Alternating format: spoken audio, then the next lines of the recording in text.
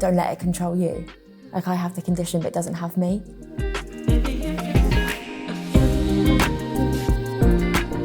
It affects me by me not being able to regulate my body temperature, so I can get very hot and very cold very quickly.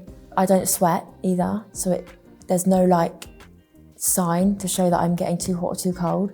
So we had to learn the signs. So like my lips go really blue when I get cold, or my face goes really red with a white circle and it shows that I'm hot. Like, we had to learn that.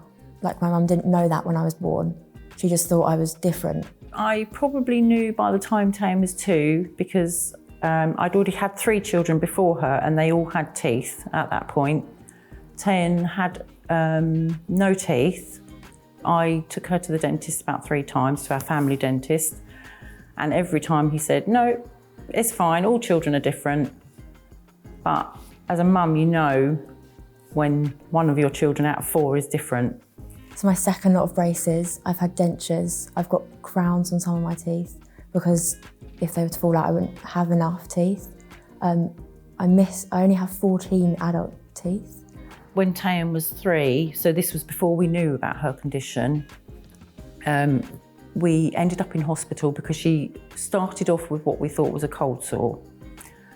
But it got so bad, it was all inside her mouth. She couldn't eat, she wasn't drinking. So we ended up in hospital and we had 3 dermatologists come and try and help them put the IV in because they couldn't get it into her.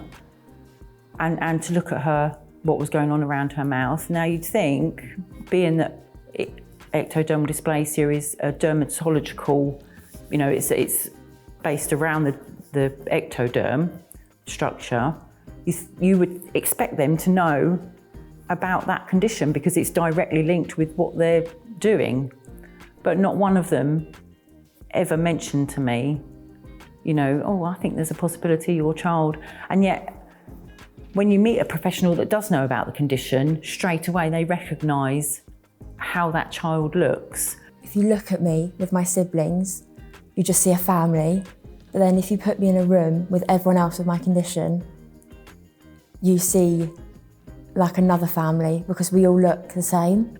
People need to be bringing their children up to be aware that, you know, we're all human inside, and that's all that matters at the end of the day. It doesn't matter, you know, what you look like on the outside. When you're not comparing yourself to your friends, but you like step back and it makes you realise that you are very different to your friends.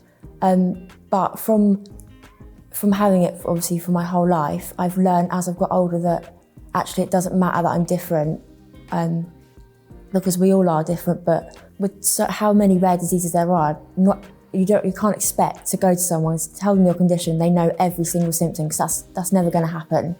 But for them to be accepting and treat you the same and just like understand it and know that we are different because we have things that make us different, but also we're the exact same. Like, we're all the same, we just look different or have different requirements to be able to live. I think there's so many people walking past us on the streets that, you know, we don't know what their story is. And, you know, they look like us.